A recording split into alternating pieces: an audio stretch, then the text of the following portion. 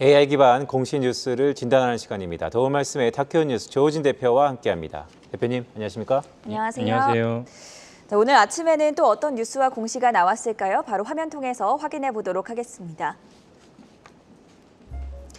한샘이 74만여 주의 자사주 취득을 결정했습니다.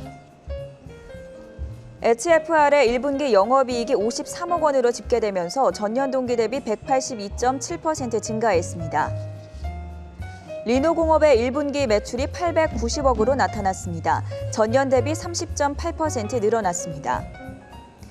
태용로직스의 1분기 영업이익이 330억으로 집계되면서 전년 대비 220% 늘어났습니다. 네, 대표님, 강소기업이네요. 리노공업 어떤 얘기죠? 네, 리노공업이 이제 1분기 실적을 발표했습니다. 1분기 실적을 보면 이제 전년 동기 대비 아주 획기적인 또 점프를 했는데요. 그 리노공업은 이제 꾸준하게 이제 실적이 오르는 기업입니다. 꾸준하게 실적이 오르고 또 중요한 점은 영업이익률이 40% 넘습니다. 소프트웨어나 콘텐츠 같은 경우는 영업이익률이 40%에 웃돌 수 있지만은 이런 제조사가 이제 영업이익률이 40%라는 건 어마어마한 수치이죠. 그 잠시 이제 리노공업의 이제 작년 1분기부터 이번 1분기까지 이제 그래프를 보시면 말씀을 드리면은 그 코로나 때문에 전반적으로 안 좋았다, 뭐 좋았다 이런 걸 떠나서 리노공업은 꾸준하게 이제 매출이 증가했습니다. 매출 증가했다가 4분기, 작년 4분기만 이제 매출이 안 좋았는데요. 이거는 당시에 이제 리노공업의 수요 기업들인 반도체 주로 이제 완제품 기업들이죠. 종합 반도체 기업들의 수요가 좀 줄었기 때문으로 보입니다. 리노공업 자체가 문제가 아니고. 그리고 반도체 자체는 전체적으로 이제 시장이 확장세에 있기 때문에 반도체 시장이 꺾어지지 않는 한 그렇다면 리노공업 자체도 이제 그 주가나 매출이 꺾어지지 않는다 이렇게 보시면 되겠고요. 리노공업에 이제 주목할 점은 이제 당연히 삼성전자가 이제 리노공업의 기술을 갖다가 그 제품을 갖다가 차용해 쓰고 있는데 리노공업의 이제 반도체 불량품을 갖다 검사한다는 게 이제 반도체가 있으면은 리노공업이 만든 핀을 찔러서 이 반도체가 제대로 돌아가는지 확인하는 것이 리노공업의 역할입니다. 그러다 보니까 프로브를 찌르면은 몇 번 찌르면 이제 프로브가 이제 망가지기 때문에 이제 바꿔야 됩니다. 이 말은 이제 소모성 자재이기 때문에 소모성 자재라는 거는 리노공업 입장에서는 꾸준하게 이제 캐시플로우가 창출된다는 그런 뜻입니다.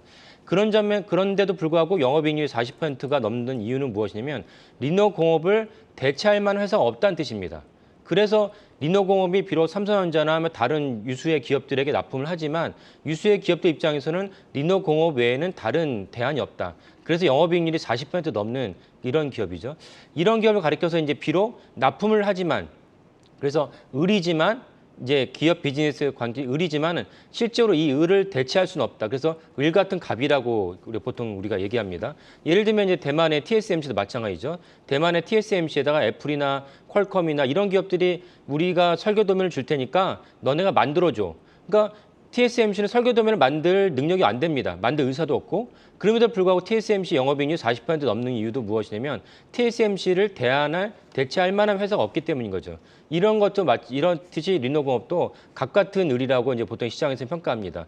이 때문에 리노공업은 사실은 최근에 이제 그 미국 페드에서 유동성을 갖다 회수하기 때문에 미국 시장도 엄청나게 이제 내려갔고 우리의 기업도 우리나라 업종도 내려갔는데 이럴 때 리노공업 역시 주가가 내려갈 수밖에 없습니다. 내려갈 수밖에 없지만 사실 이런 내용을 알고 계시다면은 향후 이제 2, 3년 보시고 주가가 내려갈 때마다 이제 투자하시면은 큰 수익을 거둘 수 있는 안정적인 기업이다. 이렇게 이제 이해할 수 있겠습니다. 대만의 TSMC를 예로 들어주시다 보니까 확실하게 좀 쉽게 이해가 되는데 리노공업의 경우에는 갑의 위치에 있는 납품 기업이다라고 설명을 해주셨습니다.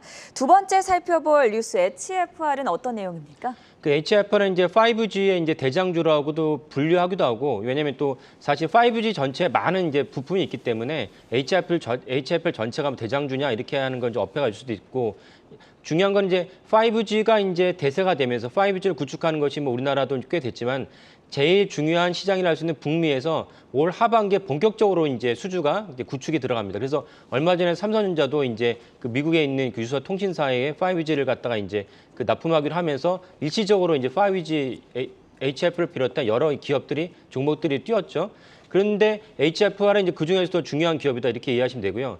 5G의 그 장비 기업들이 작년 하반기에 좀 안 좋았습니다. 이유는 무엇이냐면 그 아까 말씀드린 5G 구축이 생각보다 늦어졌고 그 이유는 이제 코로나 때문이죠. 코로나가 없었으면은 예정대로 5G의 구축이 이제 순차적으로 이루어졌을 텐데 그 5G 코로나 때문에 사실은 우리가 굳이 5G를 갖다가 그 설치를 해야 되냐 이런 논란이 있었고 또 하나 중요한 논란은 이제 5G의 전파 교란이 있었습니다. 그런 이제 교란이 실제로 있었다는 게 아니고 전파 때문에 이제 부작용이 있다, 안 좋은 현상이 있다 이런 이제 그 이의 제기가 있어가지고 그거를 해소하는데 좀 이렇게 작년 하반기에 시간을 썼습니다. 그래서 대부분 이제 해소가 됐기 때문에 두 가지가 이제 다 맞았던 것이 하나는 이제 시간이 이연되긴 했지만 이제 5G가 본격적으로 이제 구축할 것이고 전 세계적으로 가장 큰 시장을 할 수 있는 미국이나 인도 이런 거는 이제 올 하반기면 이제 그것이 대세가 될 거라 봅니다. 두 번째는 아까 말씀드린 전파 교란이 논란이 해소됐기 때문에 5G가 이제 본격적으로 이제 그 종목들이 이제 상승할 거라 봅니다.